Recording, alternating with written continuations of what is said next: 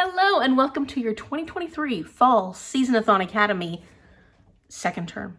This is very exciting because I participated in term one as a student actually, and recently got brought on as an interim professor here at the Seasonathon Academy. And I'll be helping with admissions and operations, and any questions that you have, I'm here to answer. Of course, Seasonathon Academy was created by our wonderful Dean of Students, Melanie from Completely Melanie. We are also joined by another interim professor, Drew from Drew's Ambitious Reading. The best way to stay in contact with us during the school term is through the Seasonathon Academy Discord channel and the Twitter page. So I will link both of those down below, and you can contact us through that, as well as get to know your fellow classmates, form study groups, maybe even share ideas for different texts you can use for your coursework.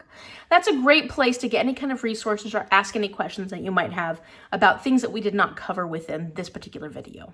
Before we go into the actual coursework that you will have to choose from this term, let's talk about some important dates, because I want to make sure you know when this term starts, when it ends, and what different resources aside from our Discord and Twitter are available to you this term. Classes begin on September 1st and they will end September 30th. And so you'll have 1 month to complete the courses you need for your second term in Seasonathon Academy. And although we are starting our second term in Seasonathon Academy, we are welcoming new students. So if this is your first term, I'm very excited that you're here. I can't wait to see your progress through your Bachelor of Reading. And I absolutely recommend reaching out to your fellow students on the Discord, on the Twitter, so that you're able to connect with some of our more veteran students. So one of the wonderful and very important opportunities that we are offering this term, and I think you should take advantage of because this will help you through your coursework, we will have live study sessions several times this month. I'm going to put up a list of the study session dates here, but I will go through them with you. So on September 2nd and on September 23rd at noon Pacific Standard Time, my time zone,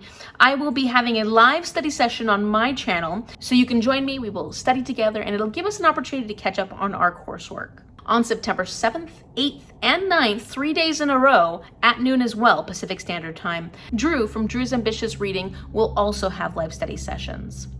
And then our Dean of Students, Melanie, is going to be having live study sessions on her channel on September 18th at 2 p.m. Eastern Standard Time, and also on September 25th at 8 p.m. Eastern Standard Time. So make sure that you're following all of our channels so that you'll know what dates and times these study sessions will be happening on, and that you can check and see what time they work for your time zone. One aspect of our education, our Bachelor of Reading program here at Seasonathon Academy that we are very excited about, we're very privileged to have, is a live lecturer series. And what we are able to do is bring a seasoned author to our campus so that we can hear them talk about their books, as well as have conversations with them and understand more about their writing process. And this helps us to better understand the books that we're reading and why the authors choose to write what they write. So we're going to be joined by Kristen Long, author of Thieves of Sorrow. This is the beginning in a series, and this was her debut novel. It's a fantasy romance. So we'll get a chance to speak with a fantasy romance novelist and understand what her process was like when she first started writing. This is a Robin Hood retelling, so it'll also give us a chance to talk a little bit about fairy tales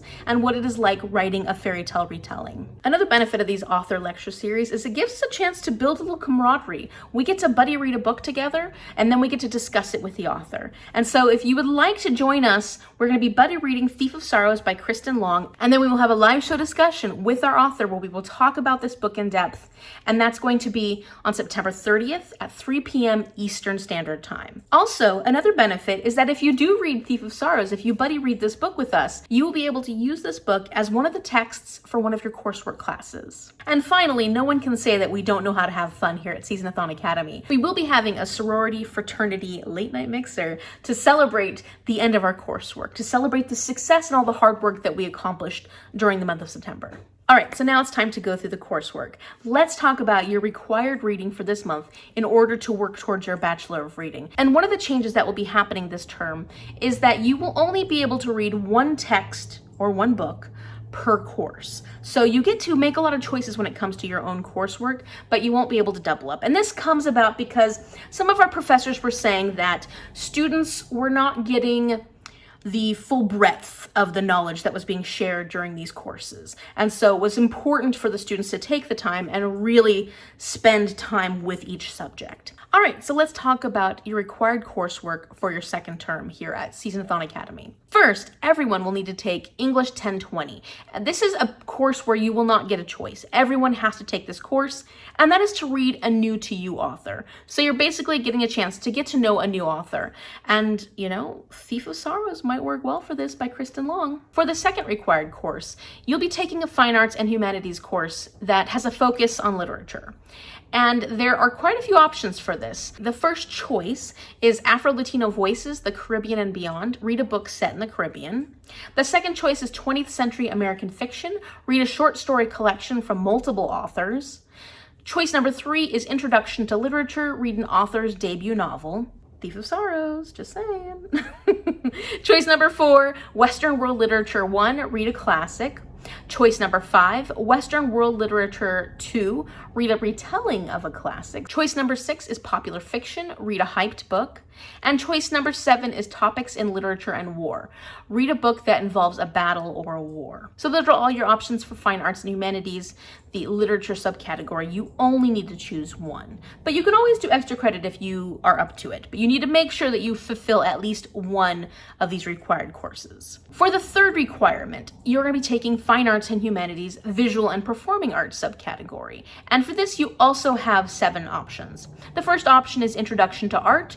Read a graphic novel or manga. Option number 2 is Art Structure. Read a book with mixed media.